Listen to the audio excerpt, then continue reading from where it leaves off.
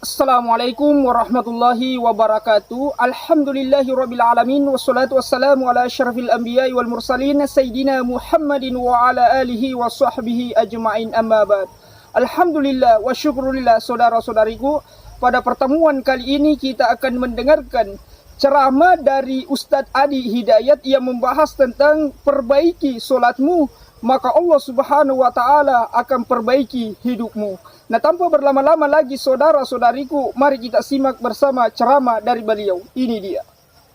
Alladzina hum fi salatihim khashi'un. Syarat pertama, kalau ingin mendapatkan surga Firdaus tadi dan kebahagiaannya diturunkan ke bumi, dibawa sampai mati, masuk ke alam kubur lebih bahagia lagi, maka amalan pertama untuk melatih menguatkan iman itu, coba berlatih untuk menunaikan sholat dengan khusyuk. Kalau Anda kerjakan benar sholat ini, maka apa yang Anda dapatkan? Teman-teman ingat betul, saya mau tanya sebentar. Keabadian yang abadi disebut dengan sa'id. Kalau kita ingin turunkan ke dunia percikannya, kita dapatkan usahanya disebut dengan apa? Masih ingat? Aflah itu kalau didapatkan, kata dasarnya apa tadi? Falahun. Lihat baik-baik. Kata Allah dalam Al-Quran tadi, kalau ingin mendapatkan falahun, amalan pertama sholat. Makanya ketika dipanggil sholat, kalimat falah dilekatkan pada panggilan sholat. 5 kali diingatkan. Begitu muadzin kemudian azan memanggil Anda, hayya 'alas shalah. Anda bertanya, ya Allah kenapa kami mesti sholat? Dijawab, hayya 'alal falah. Yuk, pagi yuk. Yang sejati datang sini. Belum dapat sujud, belum dapat ruku, saya berikan. Makanya ketika orang sholatnya benar, dia akan mendapatkan 5 keutamaan. Saat di dunia nih, belum ke akhirat, 5 keutamaan yang tidak diberikan pada orang yang tidak sholat. Atau orang sholat tapi sholatnya nggak khusyuk. Sebab syarat mendapatkannya khusyuk. Alladzina hum fi sholatihim khasyi'un. Bukan alladzina hum fi sholatihim saja, tapi ada kalimat khasyi'un. Artinya yang tidak khusyuk saja nggak akan dapat, apalagi yang nggak sholat. Apa yang 5 ini? Lihat baik-baik. 1. Orang yang sholatnya benar, pertama kali sebelum mendapatkan kebahagiaan hakiki dari Allah Subhanahu wa ta'ala, akan dirubah dulu perilaku hidupnya menjadi perilaku yang lebih baik. Kalau orang itu sholatnya benar, maka sholat itu akan melatih dia untuk berubah, bertransformasi jadi orang baik. Itu ada di Quran surah ke-29 ayat ke-45. Innas sholata tanha anil fahsya'i wal munkar. Sumber keburukan cuma 2, kalau bukan fahsya itu munkar. Maaf, pornografi, porno aksi, LGBT, kata-kata jorok, kotor itu fahsya. Di orang sholat kata Allah mustahil berkata-kata kotor. Orang sholat tidak akan pernah mencela. Orang sholat tidak punya kata-kata jorok. Jadi kalau ada sekarang orang yang sholat senang mencela orang lain, itu berarti ada masalah dalam sholatnya. Dan dia belum dijamin sebagai ahli surga terbaik. Dan hidupnya nggak bahagia. Nggak bahagia. Aneh nih. Sholat tapi senang celah orang. Aneh. Aneh. Yang paling bahaya adalah menikmati celahannya. Itu yang paling aneh. Anda ngaji. Anda ikut taklim. Taklimnya sesuai Quran, taklimnya petunjuk sunnah. Anda sholat, Anda puasa, tapi Anda masih senang mencela orang lain dan menikmati celahan itu. Kalau nggak mencela, kayaknya nggak komplit kehidupan. Maka ada yang salah dengan ibadah Anda. Ada yang keliru. Karena mustahil taat bertemu dengan maksiat, itu mustahil. Mungkar, keburukan yang diingkari oleh hati, sumbernya nafsu perut dengan akal. Bohong, mencuri, menipu, membunuh, merampok, membegal, mabuk dan sebagainya. Itu namanya mungkar. Orang sholat gak mungkin mengerjakan mungkar. Jadi kalau sholat kita benar, cukuplah Anda sholat, maka Anda akan jadi orang baik. Makanya kata Nabi, Anda punya anak dari kecil ajarin sholat. Sholat, kalau naik jadi balik, kerjakan terus. Kasih pelajaran membuat dia mengerti. Kalau masih susah, berikan pelajaran. Ini sering diterjemahkan dengan memukul. Mukul di Arab beda dengan konteks mukul sekarang. Mukul di Arab tuh ngasih pelajaran supaya ngerti. Anda bisa terjemahkan dengan konteks lain. Uang jajannya tahan, yang kesukaannya simpan dulu. Bisa dengan konteks kekinian, tapi poinnya, kenapa anak Anda dari kecil ajarin sholat, sampai kenalkan dengan masjid, ajari 3 tahun bawa ke masjid, kenalkan dengan masjid, gak ada masalah lari-lari itu sebelum waktu sholat. Kenalkan dulu. Dulu orang-orang tuh begitu, sebelum waktunya dikenalkan, jalan, begitu lari, biarin dulu. Setelah itu diberi pengertian, nah ini bukan tempat berlari, yang berlari di sana nanti, yang di sini nanti akan ada orang-orang baik semuanya. Terus Anda lihat berbaris, baris rapi. Kalau pengen baik ikutan baris nanti. Terus nanti ada yang mimpin di depan, namanya imam. Imam itu siapa ya? Tetangga kita bukan yang Pak Imam, bukan. Kalau tetangga kita namanya Imam S. Arifin. Kalau yang ini imam sholat namanya. Imam sholat itu nanti akan pimpin menyembah Allah. Allah siapa ya? Allah itulah yang memberikan ayah rizki. Allah itu yang memberikan ayah rizki sehingga bisa beli tobot buat kakak, beli robokar poli, ini yang poli, ini yang embers, ini yang heli, ini dulu kakak semuanya tuh yang kasih Allah. Nanti kalau kakak bagus bisa ikut rapi di sini, Allah akan senang, akan ditambah lagi oleh Allah. Oh begitu ya, datang begitu caranya.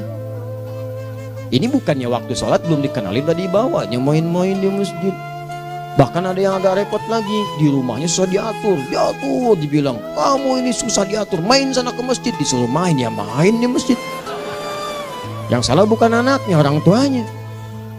Apa rahasianya anak itu disuruh ke masjid, suruh sholat? Rahasianya begitu anak itu sholat dengan baik, maka dia akan tumbuh jadi anak baik di kemudian hari. Itu maksudnya. Nah, sekarang saya agak bingung ini, pendidikan TK sekarang salah sih enggak, cuma saya agak bingung mikirnya. Ini anak belum diajarin sholat, udah diajarin manasik. Itu bagaimana cara berpikirnya Ferguson? Agak repot saya mikirnya tuh. Ya, walaupun salah sih enggak, cuma saya bingung gitu. Kenapa nggak dikerjakan tahap yang pertama dulu? Tangga itu kan berurutan, nggak bisa Anda lompat langsung ke 5. Kan 1, 2 belum terlewati. Jelas ya? Nah, ini gambarannya. Sholat nih. 1 pasti baik. Ini kalau sekarang sholat, lisan belum baik, mata belum baik sampai ke kaki, berarti ada yang salah sholatnya tuh. Ada yang nggak tepat. Tangan sembarangan, snack orang ngambil. Awas. Tuh sendal orang, mau wudhu nggak ada sendal, pakai sendal orang. Udah bilang belum? Kehujanan pakai payung orang. Udah bilang belum? Ya kan gampang Ustaz. Ini kan juga mungkin diikhlaskan karena Allah. Ya ikhlas, cuman pakainya belum minjam. Bagaimana kalau sedang pegang payung itu keluar Anda meninggal? Nah, coba mikirin ke situ. Coba ke kantor. Kalau didorong proyek yang nggak jelas minta tanda tangan, pikirin dulu bagaimana kalau meninggal. Kemarin saya sama teman-teman artis saya katakan begini, Anda ya, kalau Anda mengaji dengan saya, jangan pernah menerima peran maksiat. Walaupun itu sekedar adegan, tapi itu maksiat. Kalau bayangkan ketika Anda memerankan itu, Anda diwafatkan oleh Allah Subhanahu Wa Taala. Maka demi Allah saya katakan tidak ada faedahnya Anda ngaji sekarang, ngaji besok. Ketika Anda menerima peran itu, Anda wafat dalam keadaan bermaksiat di hadapan Allah Subhanahu Wa Taala.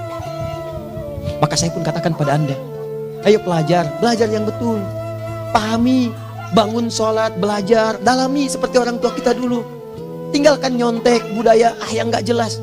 Rasakan ketika nyontek Anda wafat, apa yang Anda dapatkan? Di Libya itu kalau nyontek, di Libya ya, ini saya pernah sekolah di Libya nih. Itu kalau nyontek di Libya aja dulu. Dan rekornya 100% ketahuan. Begitu sudah selesai, cuma jeda 2 jam, langsung ada panggilan. Si Fulan silahkan datang ke kantor. Apa yang disediakan di kantor sudah siap. Anda diberi waktu 2 jam dari sekarang, siapkan beres-beres koper Anda. Di sini tertulis Anda akan pulang. Tiketnya sudah lengkap, dikawal 2 orang. Dituliskan di situ anak ini nyontek gak boleh kembali ke sini. Libya. Gak ada, zero tolerance bagi yang seperti itu, keluar. Kami gak terima di sini. Harusnya begitu. Gak ada faedahnya. Yang kita butuhkan amalan dari ilmu, bukan nilai-nilai itu sementara. Gak ada.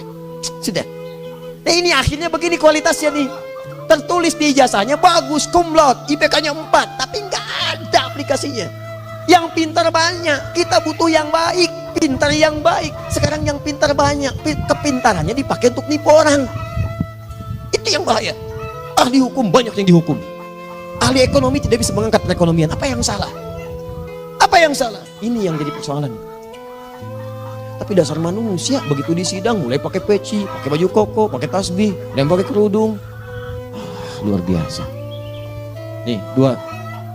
Orang kalau sholatnya benar, Allah akan berikan ketenangan dalam jiwanya. Tenang hati. Jangankan musibah kecil, musibah paling besar pun tenang aja dia. Tenang, dia paham rumusnya. Allahu Akbar. Turun Quran. Surah ke-13 ayat ke-28. Ala bidzikrillahi tatmainnul.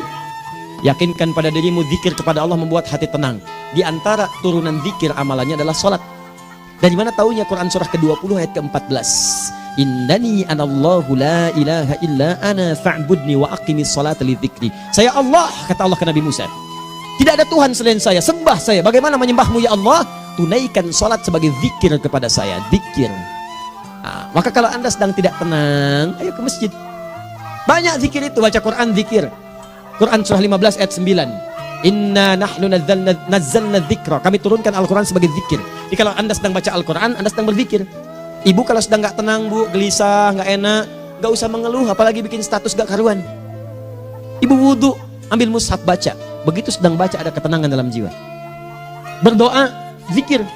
Kalau sedang gak tenang besok ada proyek, doa dulu. Doa itu memberikan ketenangan. Makanya doa disebut dengan zikir. Quran surah ke-7 ayat 205. Wadhkur rabbaka fi nafsika tadarruan wa khifatan wa dunal jahri minal qaul. Ayo berzikir, minta kepada Allah dengan segenap jiwamu, mohon dengan penuh ketawaduan. Nanti ketenangan diberikan. Menghafal Quran, baca itu zikir. Quran surah ke-54 ayat 17, 22, 32, 40. Walaqad yassarnal Qur'ana lidzikri fahal mim muddakir. Menyebut nama Allah, Al-Asmaul Husna itu zikir. Sedang ada persoalan, ya Allah, ya Allah, ya Allah, ya Rahman, ya Rahim, ya Malik, ya Qudus, ya Allah, ya Allah, ya Allah, ya Allah. Zikir. Dalilnya Quran surah kedua ayat 152. Fadhkuruni azkurkum. Sebut namaku, zikir. Aku pun akan mengingatmu. Gimana menyebutnya? Ditafsir di Quran surah 17. Ayat keberapa? 110. Qulid Allah awid Rahman ayyamma tad'u falahul asmaul husna. Sebut nama Allah. Itu menenteramkan pada jiwa. Sedangkan sholat gabungan dari semua zikir tadi. Bukankah dalam sholat Anda baca Al-Quran? Bukankah dalam sholat Anda menghafal Al-Quran? Bukankah dalam sholat Anda berdoa? Bukankah dalam sholat Anda istighfar? Anda mohon digabungkan semua itu. Amalan sholat menggabungkan semua jenis zikir. Masa Anda nggak tenang juga? Makanya sholat, jangankan sholat ya, tempat sholat itu yang menenangkan. Tempat sholat, tempat paling tenang di muka bumi. Kalau nggak percaya silahkan ya, Anda sebelum masuk ke Istiqomah ini, begitu Anda masuk kan perasaannya beda kan? Lain. Silahkan cek, kalau cari ketenangan datang ke masjid. Masuk, wudhu masuk, sholat 2 rakaat tenang. Dekat kipas angin, saking tenangnya, plak ngantuk tidur. Beneran, enak. Makanya saat Ramadan kalau orang pengen cari ketenangan, lihat di perusahaan-perusahaan penuh tuh musola, pada tidur. Ya, mengamalkan hadis palsu. Ya, dia musoim ibadah, tidurnya orang puasa ibadah, hadis palsu. Nah, itu teman-teman. Itu gambarannya tiga. Orang yang salatnya khusyuk benar, itu dijamin langsung oleh Allah Subhanahu wa taala akan dimudahkan semua urusan hidupnya termasuk rezekinya. Ini yang saya katakan. Jadi saya katakan tadi, di akhirat ini, di surga, rezeki tinggal ngambil. Anda kalau benar sholatnya, itu langsung dijanjikan oleh Allah. Rezeki itu nggak perlu Anda banyak pikirkan. Ikhtiar sedikit, datang. Bahkan dari sisi yang tidak Anda duga. Apa dalilnya? Quran surah ke-65 ayat 2 dan 3. Ditafsir di Al-Baqarah ayat 2 dan 3. Wa may yattaqillaha yaj'al lahu makhraja. Ada orang yang meningkatkan takwanya kepada Allah, kami mudahkan urusan hidupnya. Setiap persoalannya diberikan jalan keluar, mudah. Solusi. Setiap ada problematika, ada solusi. Wa yarzuqhu min haitsu la yahtasib. Dan kalau dia ingin mendapatkan rezeki, bahkan kami kirimkan dari sisi yang tidak dia duga. Orang lain capek ini datang lagi, tawaran proyek datang lagi. Utsman tuh Masya Allah kayanya banyak, tapi yang paling dirindukan bukan saat mendapatkan peningkatan omsetnya, yaitu saat dia mendapatkan waktu khusus dengan Allah untuk sholat malam hari, sampai-sampainya sempat sholat tahajud sampai khatam Al-Quran. Abdurrahman bin Auf demikian, Tamim Ad-Dari demikian, sholat karena tahu sholat itu meningkatkan rizki. Karena tahu kuncinya ada di situ, Allah yang punya rizki, disebut dengan Razak, pemilik rizki. Maka saya harus punya hubungan dekat dengan Allah. Kalau sudah punya hubungan dekat, mau apa aja gampang. Belum minta, udah diperhatikan. Silahkan cek, Anda punya hubungan baik dengan bos Anda di kantor. Ya, sebelum Anda minta, beliau udah pikirin tuh. Telepon bendahara, dia udah ngambil belum gajinya? Belum Pak, tambahkan bonus sekian. Kenapa? Karena dia mengawasi Anda. Allah maha tahu dibandingkan dengan bos Anda. Mendekat kepada Allah, semua diperhatikan oleh Allah. Siapa orang takwa itu? Kalimat takwa pertama di Al-Quran Al-Baqarah ayat 2, amalannya ayat 3. Dzalikal kitabu la raiba fihi hudal lil. Siapa mutakin itu? Ayat 3-nya. Alladzina yu'minuna bil ghaib wa yuqimunas shalah. Di gampang. Kalau pengen mudah hidupnya gampang. Biaya nggak mahal, tenaga nggak banyak, tingkatkan takwa nih. Jadi kalau hidup Anda masih susah, di kantor champion, di rumah tangga bermasalah terus, atau sebaliknya, maka boleh jadi kalau gelar Anda tinggi, harta Anda banyak, tapi selalu punya masalah. Bukan Anda kurang hebat, bukan Anda kurang kedudukan, bukan Anda kurang kaya, Anda kurang takwa. Dan yang paling dahsyat, mungkin sholat Anda belum berkualitas. 4. Orang yang sholatnya benar, khusyuk dia. Bahkan saat sholat itu kalau dia minta, maka seketika doanya akan dikabulkan. Tanpa diskusi, langsung seketika. Contoh, Quran surah ketiga ayat 38 sampai 39. Demi Allah saya katakan, Nabi Zakaria punya masalah, masalahnya pelik. Sudah berumah tangga, istrinya divonis monopos, maaf bahkan mandul. Gak mungkin punya keturunan. Maka apa yang beliau kerjakan secara singkat, beliau sholat. begitu sholat minta kepada Allah. Hunalika da'a Zakaria rabbah. Di mihrab itu beliau bermohon kepada Allah. Bermohonnya sambil sholat. Qala rabbi habli min ladunka dzurriyyatan thayyibah innaka sami'ud du'a. Ya Allah, mereka katakan saya nggak mungkin punya keturunan. Sekarang saya ingin katakan, ya Allah, saya hanya minta darimu saja, saya nggak akan dengarkan mereka. Ya Allah, mohon engkau maha mendengar, ya Allah. Maha mendengar doa saya. Kalau kepada yang maha mendengar aja nggak mengabulkan, kepada siapa lagi saya mesti minta? Apa yang terjadi? Fanadatul malaikat wa huwa qa'imun yusalli fil mihrab. Turun malaikat mengabarkan, sedangkan beliau masih sholat, belum selesai dalam sholatnya. Sholat khusyuk itu belum selesai sholat aja dikabulkan, doa sudah turun. Sholatnya belum selesai, doa sudah dikabulkan. Annallaha yubashshiruka bi Yahya. Allah kasih kabar gembira, doa kamu didengar, dikabulkan, kamu akan punya anak, namanya langsung dari Allah Yahya. Artinya hidup yang mustahil menurut manusia, lahir seorang dari rahim perempuan yang menepus dan mandul, bayi yang hidup, kata Allah nggak ada yang mustahil bagiku, jadi dan jadi dia. Berita baiknya, Nabi Zakaria sholat dikabulkan. Umat Nabi Muhammad sebelum sholat sudah ditunggu oleh Allah, mau minta apa aku kabulkan sekarang. Hadisnya qudsi, saya bacakan. Hadatsana qala Rasulullah sallallahu alaihi wasallam qala Allahu azza wa jalla qasamtu shalah baini wa baina abdi. Kata Allah, saya bagi dua ya salat antara aku dengan hambaku. Wali abdi ma sa'ala. Kalau hambaku benar salatnya, aku berikan apapun yang dia minta sekarang. Idza qala al-abdu alhamdulillahi rabbil alamin. Bagian pertama, kalau hamba benar dibaca Al-Fatihahnya dari alhamdulillahi rabbil alamin, kalau Allah azza wa jalla dijawab oleh Allah, hamadani abdi, hambaku sedang memujiku. Wa idza qala ar-rahmanir rahim, jika hambaku berkata ar-rahmanir rahim, qala Allah azza wa jalla asna alayya abdi, hambaku sedang menyanjungku. Wa idza qala maliki yaumiddin, qala Allah azza wa jalla majjadani abdi, kalau hambaku mengatakan maliki yaumiddin, kata Allah hambaku sedang mengagungkanku. Perhatikan sekarang. Wa idza qala al-abdu iyyaka na'budu wa iyyaka nasta'in, jika hambaku berkata sekarang, ya Allah, kami sekarang ibadah, sholat menyembahmu, dan kami sekarang sedang punya masalah, kami hanya minta tolong kepadamu ya Rabb. Apa jawabannya? Beda dengan sebelumnya. Kata Allah, hadza baini wa baina abdi, inilah perjanjian antara aku dengan hambaku. Wali abdi, kalau hambaku benar khusyuk sholatnya sampai detik ini, baru sampai Al-Fatihah itu pun belum tuntas, baru sampai Al-Fatihah itu pun belum tuntas. Kalau benar bacaannya betul, sholatnya dari takbir sampai dengan selesainya, sampai ayat itu iyyaka na'budu wa iyyaka nasta'in, kata Allah, masalah apapun yang dia minta sekarang aku akan kabulkan. Besok saya kasih rahasia yang di KBP. Ada awal pembuka di awal sebelum Al-Fatihah yang kalau Anda benar bacanya itu pengantar kepada pengabulan doa di Al-Fatihah. Apa itu? Besok. 5. Yang kelima ini yang paling diharapkan, dan ini penutup dalam kajian kita malam ini. Teman-teman sekalian, perhatikan baik-baik. Jika Anda benar mengerjakannya, maka Allah akan jamin langsung Anda akan mendapatkan kesuksesan dan kebahagiaan di semua aktivitas Anda.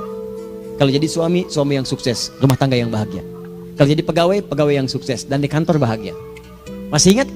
Kesuksesan yang menghadirkan kebahagiaan, konteksnya dunia disebut dengan falah, dipegang disebut dengan aflah. Dikembalikan lagi ke atas, ke surah ke-23 ayat 1 dan 2. Qad aflahal mu'minun. Apa amalannya? Alladzina hum fi salatihim khashi'un.